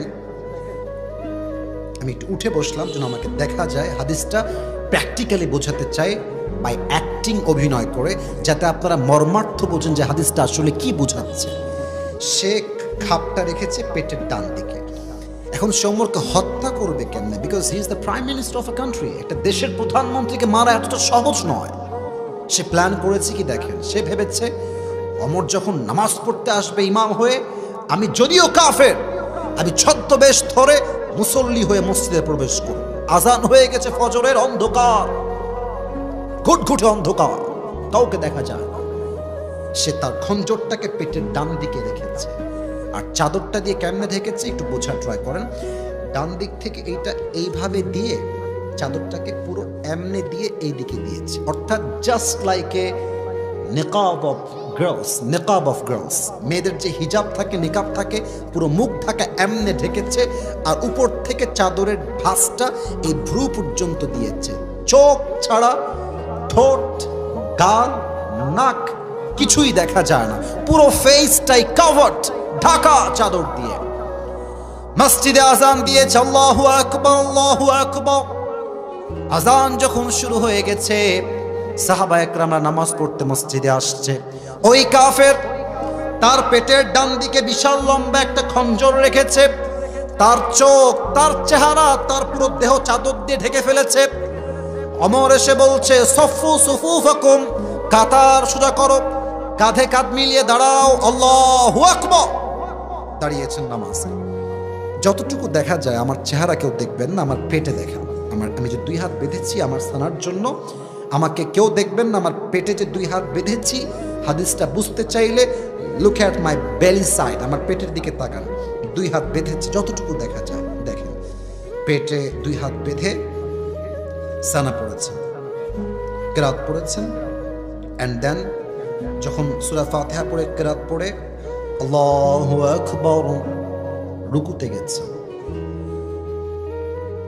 যখন তিনি রুকুতে গেছে আল্লাহু আকবার বলে, পেছন থেকে আবু লু'লু আল মাজুসি তার চাদরটাকে এমনে ধরে উড়াই দিয়েছে, আর পেটের ডান দিক থেকে খঞ্জরটা বের করে ওমরের পেটের এখান থেকে ধরে এমনে একটা কোপ দিয়েছে, আবার এমনে একটা কোপ দিয়েছে। It's not last, it's not over, it's not end. এভাবেই শেষ নয়, আবার থার্ড টাইম এগেন এমনে একটা পোঁচ দিয়েছে। একাধারে ওমরের পেটে 3টা ছুরির আঘাত এত জোরে লেগেছে, ওমরের পেট 2 ভাগ হয়ে কেটে নাড়ি ভুড়িগুলো সব বাহিরে পড়ে গেছে রাস্তায়। নামাজের মাঝে ওমর চিৎকার দিয়ে বলছে, কতালানি আল কাল, কতালানি আল কাল, আমাকে একটা কুকুর হত্যা করেছে, আমাকে বাঁচাও। অজ্ঞান হয়ে পড়ে গেছে। আর সাহাবীরা নামাজের মাঝে ওই কাফেরকে যখন ধরতে যাবে, they wanted to catch that person, ধরতে যাবে এমনে। আর ওই কাফের যখন ধরতে গেছে সাহাবীরা, ওর হাতে ছিল চাকু, খঞ্জর, যাকে পাইছে এমনে এমনে এমনে, যাকে পাই তাকে কোপ দিয়েছে। হাদিসে আসছে 7 জন সাহাবী ওই কাফেরের ছুরির আঘাতে জায়গায় স্পট জায়গায় মারা গেছে, শহীদ হয়ে গেছে। সাহাবা একরাম রে মিলে ওমর ফারুক রাদিয়াল্লাহু তাআলা আনহু ডান দিকে নিয়ে গিয়েছে, একটু পানি মারছে মুখে, হুঁশে ফিরে আসে না, চোখ বন্ধ, অজ্ঞান হয়ে গিয়েছে। সাহাবা একরাম চিৎকার দিয়ে বলছে, এই না তবে ডাক্তাররা কোথায়? জলদি দ্রুত আসেন ওমর ফারুক, হয়তো আর বাঁচবে না, এই তো মারা যাবে হয়তো বা। দৌড় দিয়ে আসে, সব ডাক্তাররা আসছে, এসে দেখছে ওমর অজ্ঞান হয়ে এমনি পড়ে আছে। তারা এসে ওমরের পিছনে পিঠের এখানে হালকা দুই হাত দিয়ে ভর দিয়ে হালকা করে তার পিঠটা তুলেছে। পানির যেই পেয়ালা ছিল তার মুখটা হালকা ফাঁকা করে পানি দিয়েছে। আমি হাদিসটা বলতে গেলে আমার কলিজাটা ছিঁড়ে যায় যে ওমরের কত কষ্ট হয়েছে সেই রাদিয়াল্লাহু তাআলা।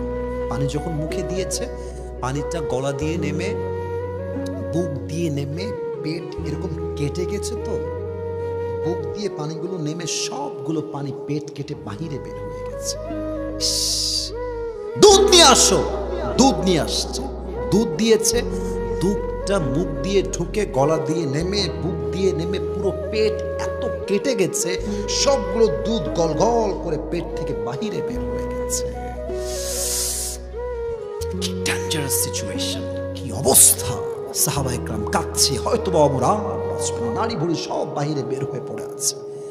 একজন সাহাবী দূর থেকে দেখছে যে ওমর ফারুক রাদিয়াল্লাহু তাআলা আনহু he has opened his eyes a very little bit, একদম ছোট্ট করে ওমর ফারুক চোখ খুলেছে, যেমন মানুষ শেষ মুহূর্তে মারা যায় চোখটা একটু খুলে রাখে, জাস্ট লাইক দ্যাট, এভাবেই খুলেছে একটু হালকা। ওই সাহাবী দূর থেকে দৌড় দিয়ে আসছে, ইয়া ওমর মা লাকা ইয়া ওমর, হে ওমর আপনার কি হয়েছে? আপনি কি ঠিক আছেন? আপনার শরীর ঠিক আছে? আপনি কথা বলেন ওমর। ওমর ফারুক একটা কথাও বলছেন, জাস্ট ইঙ্গিত করছেন, একবার কান একবার মুখ, একবার কান একবার মুখ। ওই সাহাবী বুঝে গেছে উনি কিছু বলতে চান কানে কানে, আমি আমার কানটা বাড়াই দেই। দৌড় দিয়ে এসে তার কানটা ওমরের মুখের কাছে দিয়েছে। And he was thinking like this, সে ভাবছে হয়তো আমাকে বলবে, এই সাহাবী আমার রাজ্য দেখে রেখো, আমার বউকে দেখে রেখো, সন্তানকে দেখে রেখো। সে এই চিন্তা করেই কানটা আগিয়ে দিয়েছে। ওমর ফারুক ছেলের কথা নয়, রাজ্যের কথা নয়, বউয়ের কথা নয়, মায়ের কথা নয়, টাকার কথা নয়, প্রথম কথা এবং শেষ কথা, এই সাহাবী আসল্লান নাস, আসল্লান নাস, আসল্লান নাস, কিচ্ছু লাগবে না আমার কোনো খবর, আমাকে জাস্ট একটা খবর দাও। আমি যেই নামাজের ইমাম ছিলাম, আমার অজ্ঞান হওয়ার পরে সাহাবা একরাম সেই নামাজটা কি জামাতের সঙ্গে আদায় করেছে কিনা? আপনি নামাজ বোঝেন, নামাজ কাকে বলে? আপনি বোঝেন নামাজ কাকে বলে? আজান হচ্ছে মসজিদে, এলাকার মোড়ে মোড়ে যুবকরা দাঁড়িয়ে দাঁড়িয়ে বেলাজার মতো, নির্লজ্জের মতো, বেহায়ার মতো পাবজি এবং ফ্রি ফায়ার খেলে বেড়াচ্ছে। বললে তো রাগ করবেন। আজান হচ্ছে মসজিদে, কতটা নির্লজ্জ মানুষ হতে পারে? পাশের মসজিদে আজান হচ্ছে আর চায়ের দোকানে ফুল ভলিউমে হিন্দি গান বাজতেছে।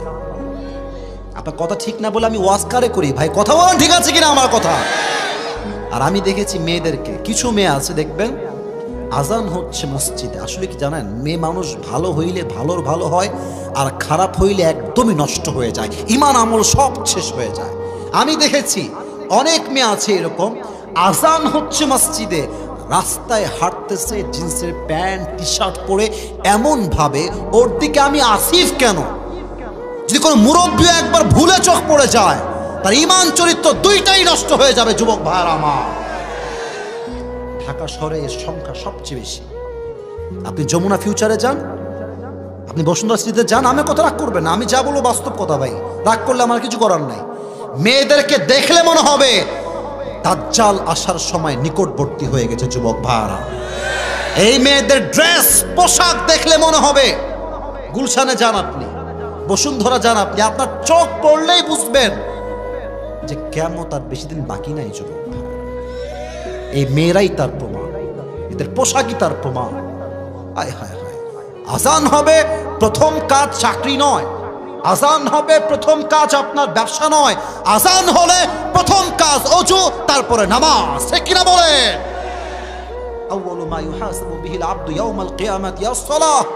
কিয়ামতের দিন প্রথম হিসাব হবে নামাজের হিসাব, এটাই হবে প্রথম হিসাব। তবে হ্যাঁ, আমার কথা আর বেশি বাকি নাই, আমাকে আর 5টা মিনিট সময় দিবেন। আমি এই 5 মিনিট সময় আপনাদের কাছে চাই, দিবেন ইনশাআল্লাহ?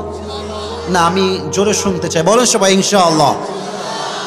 কিয়ামতের দিন 2 ধরনের মেয়ে সবচেয়ে বেশি জাহান্নামে যাবে। যুবক ভাইরা নোট করো, লিখে রাখো যদি পারো, টুপি পাওয়ার সময় কাজে আসবে। কিয়ামতের দিবসে, হিসাব দিবসে 2 ধরনের মেয়ে সবচেয়ে বেশি জাহান্নামে যাবে। এক, তাকফুরনাল আশির, যেই মেয়ে কথায় কথায় স্বামীকে খোঁটা দেয় সে নিঃসন্দেহে জাহান্নামী মেয়ে, ঠিক কিনা বলে? আজকালকার মেয়েদের চাহিদা যে এত বেশি। আমার অমুকের বান্ধবী আছে, তো আমার বান্ধবীর স্বামী তাকে আইফোন 16 প্রো ম্যাক্স দিয়েছে। আসলে ঠিক বললে হবে না, বুঝতে হবে আসলে উদ্দেশ্য গল্প শোনানো নয়। তুমি আমাকে দিবা না? তুমি কি আমাকে দিবা না জান? আমার বান্ধবী আইফোন 16 প্রো ম্যাক্স পেয়ে তুমি আমাকে দিবা না? আরে বিবাহিত মেয়ে তো বহুত দূরের কথা, আজকালকার আনম্যারিড মেয়ে চাহিদার রুচি এত খারাপ, ওই আইফোন 16 প্রো ম্যাক্স পাওয়ার জন্য কক্সবাজার পর্যন্ত এরা চলে যায়। আল্লাহ এদেরকে হেদায়েত দান করুক, আমিন। যেই মেয়ে স্বামীর নাশুকরি করবে, আল্লাহর জান্নাত তার জন্য হারাম হয়ে যাবে, ঠিক কিনা বলে? খালি স্বামী আসলে গল্প শোনায়, আমার অমুকের বান্ধবী স্বামী অনেক ভালোবাসে, ঢাকার গুলশানে থাকে, ঢাকার বসুন্ধরায় থাকে, ঢাকার উত্তরায় থাকে। এই বান্দরনি, তোর সমস্যা কি? হ্যাঁ, তোমার কথা হবে ক্রিস্টাল ক্লিয়ার কথা। তোমার যদি এখানে সংসার করতে মন চায় করো, আর যদি করতে না মনে চায়, আসসালামু আলাইকুম। ওয়ালাইকুম আসসালাম কে করে? এই পাগলা, মানে এটা আলবিদা, বিদায়। আমার কথা হচ্ছে আমি কাউকে জোর করে ধরে রাখতে পারবো না। যে তার স্বামীর সঙ্গে খুশি হতে পারে না, শুকরিয়া আদায় করতে পারে না, তার কোথাও সংসার টিকে না, ঠিক কিনা বলে? তাকফুরনাল আশির 1 নাম্বার। 2 নাম্বার, সেই মেয়েরা বেশি জাহান্নামে যাবে। শেষ জামানায় এমন কিছু মেয়ে বের হবে যারা পোশাক পরবে, জামা পরবে, বা জামা পরেও তাদেরকে মনে হবে তারা উলঙ্গ হয়ে রাস্তা দিয়ে হাঁটছে। আমি কথা অবাস্তব বললাম না? ওইদিকে কথা কয় না ভাই, অবাস্তব বলেছি কোনো কথা? শুধু কি জিন্সের প্যান্ট যুবক ভাইয়েরা এটাই খারাপ মনে হয়? না না, মেয়েরা বোরকাও পরে এত টাইট ফিটিং, দেহের প্রত্যেকটা অঙ্গ প্রত্যঙ্গের ভাঁজ বোঝা যায়। আমি তাদেরকে বলছি যাদের খুব টাইট ফিটিং বোরকা পছন্দ, আপনার বোরকা লাগবে না, আপনি প্যান্টই পরেন, আপনি শার্ট পরেন। আপনি এই টাইট ফিটিং বোরকা পরে রাস্তাঘাটে প্রেম করবেন, মুসলমানদের কালচার নষ্ট হবে যুবক ভাইরা। যেই মেয়েরা জামা পরবে, বাট জামাটা হবে এমন জামা দেখে মনে হবে উলঙ্গ মানুষ রাস্তা দিয়ে হাঁটতেছে। আল্লাহ এমন মেয়েদেরকে হেদায়েত দান করুক, সকলেই দিল খুলে পড়া আমিন। পরকালের জীবন 3 ভাগ, 2 ভাগ শেষ। 3 নাম্বারটা জাস্ট বলবো, আয়াত পড়েই শেষ। হিসাব দিবসের পরে 3 নাম্বার হবে 2টা দল, ডানপন্থী বামপন্থী। ফারিকুম ফিল জান্নাহ ওয়া ফারিকুম ফিস সাঈর। One group will enter in the paradise and another group will enter in the hellfire. এক দল যাবে জান্নাতে আর এক দল যাবে জাহান্নামে। আমরা কোন দিক যাব, বামে না ডানে? আরে ভাই কথা কর না, ঈমানের কথা। বামে যাবেন না ডানে যাবেন? জাহান্নামে যাবেন না জান্নাতে যাবেন? জান্নাতে 2টা কাতার হয়ে যাবে, যাবে সবাই। একটা জাহান্নামী দল জাহান্নামে যাবে, আর এক দল জান্নাতি জান্নাতে যাবে। আল্লাহ বলবে, এই জান্নাতি, ওই এই মাসুদ তুমি বের হও, এই আসিফ তুমি বের হও, এই ফেরদৌস তুমি বের হও, এই নাইম তুমি বের হও। কয়েকজন নাম বলে আল্লাহ বলবে তোমরা বের হও। জান্নাতীদের কাতার হচ্ছে এটা। আল্লাহ বলবে তোমরা তোমরা তোমরা তোমরা তোমরা তোমরা বের হও, বের হও, বের হও। তারা ভাববে, আয় হায় হায় হায়, তাহলে কি আমি জান্নাতি আর হব না? আমি কি জাহান্নামী হয়ে যাব? কষ্টে হতাশ হয়ে যাব। আল্লাহ বলবে, আরে পাগলা থামো, তুমি তো জান্নাতে যাবা, তবে তোমার কোনো হিসাব নাই, বিনা হিসাবে যাবা। কেমনে? একটা গুণ, ইন্নামা ইউওয়াফাস সাবিরুনা আজরাহুম বিগাইরি হিসাব। Those who observe patience in this world, they will be given their reward without measure. যারা হবে ধৈর্যশীল, আল্লাহ তাদেরকে বিনা হিসাবে জান্নাতে প্রবেশ করাবে। সুবহানাল্লাহ। ইয়া আইয়ুহাল্লাযীনা আমানু ইসতাঈনু বিস-সাবরি ওয়াস-সালাহ ওয়া you who believed seek the help of Allah subhanahu wa ta'ala with two things. Number one is patience, number two is salah. তোমরা রবের কাছে সাহায্য চাও নামাজ এবং ধৈর্য দিয়ে, এবং জেনে রেখো ইন্নাল্লাহা মা'আস Saverin, indeed Allah subhanahu wa ta'ala is with the people those who are patient. সব সময় আল্লাহ ধৈর্যশীল বান্দার সঙ্গী হিসেবে কাজ করে। সুবহানাল্লাহ। ইয়া আইয়ুহাল্লাযীনা আমানু ইসবিরু ওয়া সাবিরু ওয়া রাবিতু ওয়াত্তাকুল্লাহা লাআল্লাকুম তুফলিহুন। O you who believed, be patient and raise in patience and be steadfast on patience, so that you will be the most victorious person in this world and the next one. Hey বান্দার বান্দারা, ধৈর্যশীল হও, ধৈর্যের জন্য প্রতিযোগিতার হাত বাড়িয়ে দাও এবং ধৈর্য অবিচল হয়ে যাও। তোমাকে আল্লাহ দুনিয়া এবং আখিরাত দুই জায়গায় আল্লাহ সফলতা দান করবে। সুবহানাল্লাহ। অতএব জান্নাতে যেতে চাইলে ধৈর্যের গুণটা আমরা সবাই, এই ধরো ধরো ধরো ধরো ধরো ধরো ধরো ধরো, বসো বসো বসো বসো, দোয়া করে যাবা। ধৈর্যের গুণ আমরা সবাই রাখবো তো ইনশাআল্লাহ। এবার সবাই দুই হাত তুলে সবাই কাশি দাও। একজন, যে কোনো একজন বলবে, এটা দেখা যাক আল্লাহ কার কপালে লিখে রাখছে। আচ্ছা, পরকালের জীবন নিয়ে অনেক কথা আমি বলেছিলাম যে পরকালের জীবন আসার আগে মৃত্যু আসবে। মৃত্যুর দুই ভাগ হবে, নামাজি বান্দা, বেনামাজি বান্দা। নামাজি বান্দার মরণ হবে একরকম, বেনামাজি বান্দার মরণ হবে আর এক রকম। মরণ শেষ, কবরের জীবন শুরু। কবরে মোট প্রশ্ন কি তিনটা হবে না চারটা হবে? প্রথম প্রশ্ন মান রব্বুক, হু ইজ ইউর লর্ড, প্রথম উত্তর হবে আল্লাহ। দ্বিতীয় প্রশ্ন মান নবিয়ুকা, হু ইজ ইউর প্রফেট, উত্তর হবে নবীজি মুহাম্মদুর রাসূলুল্লাহ সাল্লাল্লাহু আলাইহি ওয়াসাল্লাম। Third question will be like this, মাদিনুক, what is the name of your religion, ধর্মের নাম কি? আমরা বলবো আমাদের ধর্মের নাম হচ্ছে, তিনটা উত্তর শেষ হয়ে যাবে। The angel will ask you the last question, ওয়ামা ইলমুক, how do you know that? What's the source of your knowledge? কোরআন। বলেন সবাই, নাম কি? যখন আপনি উত্তর দিয়ে দিবেন, আপনার কবরটা আল্লাহ তাআলা জান্নাতের বাগান বানায় দিবে, 70 গজ লম্বা করে দিবে। সুবহানাল্লাহ। তো এই হচ্ছে পরকালের জীবনটা।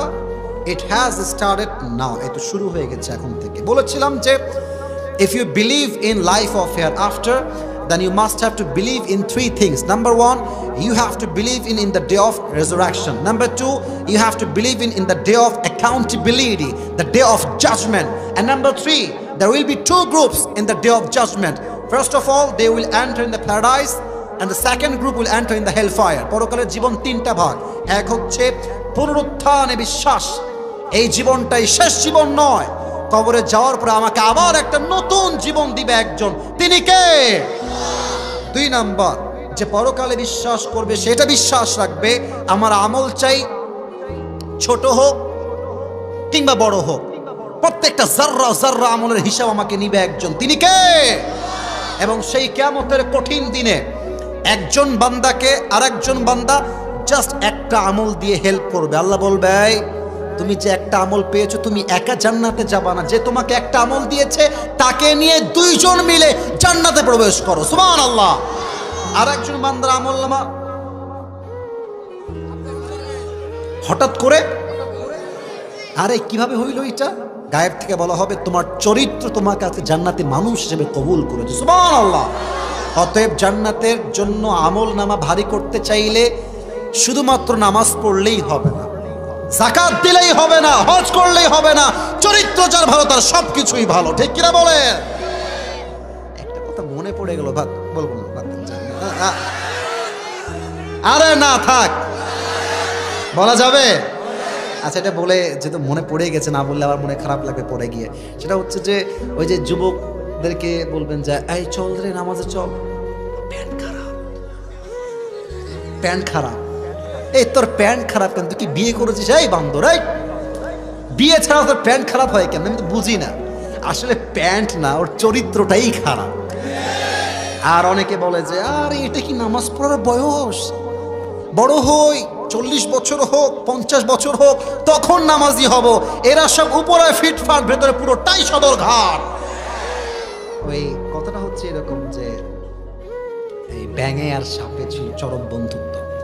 তো একদিন ব্যাঙ বলছে সাপকে, আরে বন্ধু তোমার যে গায়ের রং ব্ল্যাক কালার, ওয়াও অনেক সুন্দর, তোমার যে স্টাইল এমনে জাস্ট ওয়াও, আর তুমি যে ফস ফস ফস ফস করো just looking like a wow, খুব ভাল লাগে আমার। ব্যাঙ কাকে বলছে? আরে ভাই এমনি কথা কই, আপনার কথা কন। ব্যাঙ বলছে কাকে? সাপ তো পামপট্টি খেয়ে খুব ফুলে গেছে, বাহ আমি মনে হয় আসলেই সুন্দর রে। তো ব্যাঙ সুযোগ বুঝে বলছে, বন্ধু সবই ঠিকঠাক, তবে একটা বিষয় ভালো লাগে না, তোমার ঠিক করা দরকার বলে আমি মনে করি। সাপ বলছে, কি গো বন্ধু, এটা আবার কি গো? বলছে, তোমার চেহারাও সুন্দর, গায়ের রঙও সুন্দর, স্টাইলও সুন্দর, ফসফসও সুন্দর, বাট বন্ধু যখন তুমি রাস্তা দিয়ে হাঁটো তিরিং বিরিং করে হাঁটো, এই তিরিং বিরিংটা ভাল লাগে না। তো সাপ বলছে, বেয়াদব, এত বড় সাহস, তুই আমার বদনাম করিস? এমনি ফস করে উঠেছে, শালাকে ধর, ব্যাংকে ধর, এমনি ফস করে উঠেছে। আর ব্যাংক বলছে, ওরে বাবা, এত প্রশংসা করলাম গায়ে লাগলো না, একটা বদনাম করলাম গায়ে লেগে গেল। বন্ধু তুমি তো লোক সুবিধার না, লাভ দিয়েছে পুকুরের মধ্যে পড়ছে, পুকুরে লাভ, একদম পুকুরে গিয়ে পড়ে ব্যাংক ডুবে গেছে নিচে। আর এই যে সাপ ফস করে উঠেছে এমনি, পাশে ছিল একটা রাখা, কে রে ফসফস করলো, দৌড় দিয়ে আসছে দেখার জন্য। দেখছে মাশাআল্লাহ সাপ মামা এমনি আছে, আর রাখালের হাতে ছিল বিশাল বড় একটা লাঠি, সেও বিসমিল্লাহ বলে ওখানেই শুরু করে দিয়েছে। 5 মিনিটে সাপরে মাইরা, শুধুমাত্র মাইরা ফেলে না, একদম সমান করছে, সোজা করে ফেলেছে। এখন 2 ঘন্টা পর ব্যাঙ বলছে, কি রে বন্ধু কথা কয় না কেন, ফসফস শব্দ গেল কোথায়? ব্যাঙ লাফ দিয়ে উঠছে উপরে, বন্ধু কোথায়? দেখছে বন্ধু সোজা হয়ে পড়ে আছে। কি রে বন্ধু আমার সোজা হইল কেমনে? বন্ধু আমার তিরিং বিরিং ছিল যে। কাছে গিয়ে দেখছে বন্ধু আর জিন্দা নাই, বন্ধু ময়রা ফেনা মেনা সব বের হয়ে গেছে, সব বিষ বের হয়ে গেছে। ব্যাঙ এসে বলছে, বন্ধু সেই সোজা হইলেন, তবে ফেনা থাকতে আর সোজা হইতে পারলেন না, ফেনা বের হয়ে সোজা হইলেন না। তো তোমরা একদিন ভালো হবা, বাট যৌবনের জ্বালা বড় জ্বালা, যৌবনের জ্বালা যুবককে ফজরের সময় ঘুম থেকে উঠতে দেয় না, ঠিক কিনা বলে? ভালো হতে চাইলে এখনই ভালো হবা, মুরব্বী বয়সে ভালো হয়ে বেশি একটা লাভ পাওয়া যায় না। আর একটা কথা মনে পড়ে গেল, ধুর আচ্ছা শেষ বলে ফেলছি। ওই এক ছেলে বাপের উপরে সেই রাগ, বাপকে মাইরে ফেলছে, একেবারে জায়গাতে মেরে ফেলছে। এখন মারার পরে হুশ আছে, কি করলাম এটা, বাপকে মেরে ফেললাম, বৃদ্ধ মানুষ, কেমনে মারলাম আমি এই কাজটা, কিন্তু আমাকে তো জেল থেকে বাঁচতে হবে, দায়ভার থেকে বাঁচতে হবে, কেমনে বুদ্ধি পাওয়া যায়? বাড়ি থেকে বের হয়ে গেছে। তো এক লোক পাইছে রাস্তায়, ভাই স্যার মেরে ফেলছে বাপকে, কেমনে বাঁচবো, বুদ্ধি দেন। তো কেউ কোনো বুদ্ধি দেয় না। এক লোক বলছে, ঠিক আছে তুমি ওই এলাকায় যাও, একজন মুরব্বী আছে, আগে খুব বদমাইশ ছিল, এখন মোটামুটি লোকটা হজ করে এসে ভালো হয়ে গেছে। তো সেই যুবক দৌড় দিয়ে মুরব্বীর কাছে গেছে, বলছে, মুরব্বী আব্বা চান একটা হেল্প লাগবে। কি হেল্প? বলছে, আমি আমার বাপকে মেরে ফেলেছি, আমি কি করলে বাঁচবো জেল থেকে? যায় বেয়াদব, যা যা, আমি তো ভালো হয়ে গেছি, যা যা যা। বলছে, প্লিজ একটা বুদ্ধি দেন। বলছে, না না আমি ভালো হয়ে গেছি, আমি যদি ভালো না হতাম তাহলে বলতাম যেহেতু মেরেই ফেলেছিস কিছু করার নাই, এখন রশি দিয়ে টাঙায় রাখ, মানুষকে বলবি ফাঁসি দিয়ে মরে গেছে। তো আমি যেহেতু ভালো হয়ে গেছি তাই তোকে আমি এই বুদ্ধিটা দিব না। আচ্ছা বলেন, বুদ্ধি কি দিয়েছে নাকি দেয় নাই? তার মানে বোঝা যায় যে যুবক বয়সে ভালো হতে পারে না, সে শেষ বয়সেও ভালো হতে পারে না।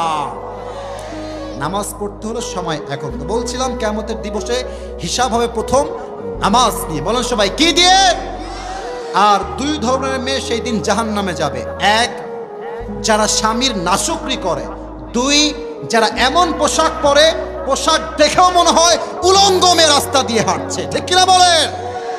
আর 3 নাম্বার হচ্ছে 2টা কাতার হয়ে যাবে, এক দল হবে জান্নাতি আর এক দল হবে। আমরা কি হতে চাই? এত আস্তে বলে তাহলে কবুল নাও করতে পারে। বলো সবাই, কোন জান্নাতি? আমরা বামপন্থী না ডানপন্থী? আল্লাহ জান্নাতে যাওয়ার তৌফিক দান করুন, সকলেই পড়া আমিন।